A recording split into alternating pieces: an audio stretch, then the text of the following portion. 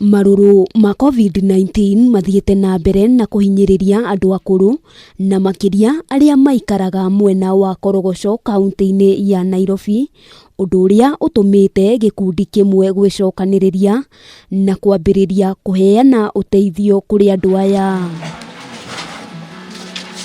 Restoring Dignity ni gikundi gikoretwo gikiheana uteithio wa irio kuri andu akuru, kuona aingĩ matire na hinya wa guthie wira na gutire mundu mehokaga ungimateithiriria.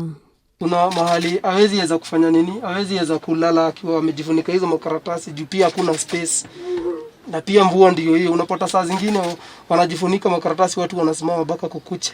Oho gikundi giki no gikoretwo gigiakira akuru aria mari na mawathe hamwe na aria mahinyiririkite guikaro niguo gutigirira ni mahota gutwarithia miturire yao wega ta andu aria angi. Tugukite tuko spread kuheana wendo, kumahe irio na kunyitanira nao, tukimeraga kiria tungihota kunyitanira nao wegie-ini uhoro wa indo iria cia thirikari-ini niguo tuhote kunyitanira na tuhote kwiruta maundu-ini maria twikorete namo magututhumbura. Amwe aria mamukirite uteithio uyu ni maukenereire na njira nene, makiuga uritu wa COVID-19 ni ukoretwo umathinikanitie irima-ini ria ng'aragu. Kama kuna mtu akunibebea kuchonga na chonga kidogo kwa siku moja, hata sasa nilikuwa napata kazi mingi, sasa mimi napata kazi kidogo.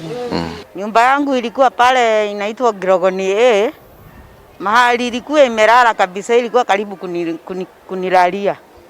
Lakini Mungu sijui, Mungu alikuja kimungu tu. Muikariri giti wa gikundi giki Frederick Oko akiuga ni marabatara andu a wendi mwega kumanyita mbaru hari guteithia, akiuga ni marakinya handu makaremererwo guku makihinyiririo kumatiganiria ni kwaga uhoti muiganu. Our senior citizens are really suffering, especially when it comes to housings, when it comes to beddings and everything. So we are urging our friends outside there. One, if you can come to Korogocho just to see the situation, you can as well adopt a house. You can help one family to just to have a decent life. Handu-ini ha Kameme TV, ritwa riakwa ni Wambui wa Njuguna.